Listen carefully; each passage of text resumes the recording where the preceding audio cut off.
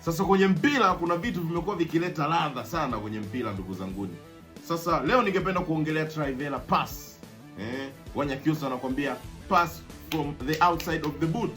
Pass inapigwa kibao hivi, Pass fulani ambayo inaweza ikapita katika sehemu ngumu ambazo hata sindano haiwezi kupita. So kwenye Trivela pass kuna watu, hauwezi kusema nani moja kwa moja alianzisha kwa sababu imepigwa tangu zamani, lakini kuna watu waliozileta machoni kwa watu na kuzifanya zikawa maarufu. Si mwingine, ukiongelea Trivela pass, mchezaji wa kwanza anayekuja kichwani si mwingine ni Quaresma. Lakini hapa katikati, baada ya utawala wa Quaresma, si mwingine ni Faza Luka Modric kutoka Croatia na legend wa Real Madrid aliyekiwasha katika Tottenham Madrid, ambaye kwa sasa anacheza AC Milan, naye amekuwa ni maarufu kwa kutumia hiyo pasi. Kevin De Bruyne ametoa assist nyingi sana kwa kutumia hiyo pasi, so amezileta kwenye spotlight kubwa sana. Lakini hivi kwa sasa dunia ina young king mwingine ambaye kwa sasa Trivela pass imeonekana kwake ni kama uhalisia wa mchezo tu kwake. Kila siku amekuwa akizitumia hizo pasi, naweza kusema kwa sasa ndo new king of Trivela pass. Si mwingine ni Lamine Yamal, kijana mdogo sana ambaye hapo mwanzoni, misimu ya mwanzo alionekana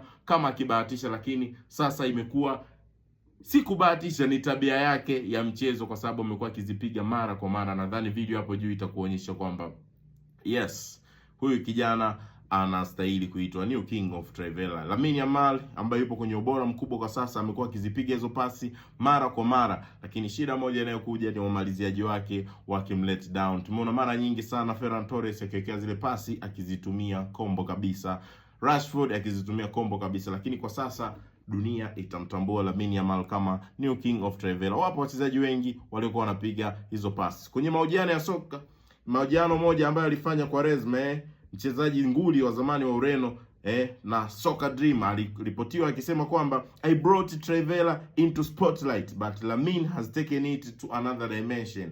Anachomaanisha ni kwamba yeye Trivela alikuta, lakini aka brought into spotlight, lakini alichokuja kukifanya Lamine Yamal ni kuipeleka into very very greater or bigger dimension into the world of football. So Lamine Yamal anarecogniziwa na Quaresma kama ni king of Trivela kwa sasa. Nadhani haina cha kujificha kwa sababu imekuwa ni tabia na Lamine Yamal kupiga hizo pasi. Ningependa uniambie kwenye comment hapo chini, mchezaji gani mwingine ambaye unaona anaweza kukifanya anachokifanya Lamine Yamal? Sio kufanya kwa mara moja, kukifanya mara kwa mara katika ubora ule ule na katika mechi muhimu au wakati wote. Mtu anaweza kupiga Trivela, lakini je, unapiga muda gani? Mazoezini au kwenye mechi? Drop comment yako niambie mchezaji gani anaweza kupiga hizo pasi.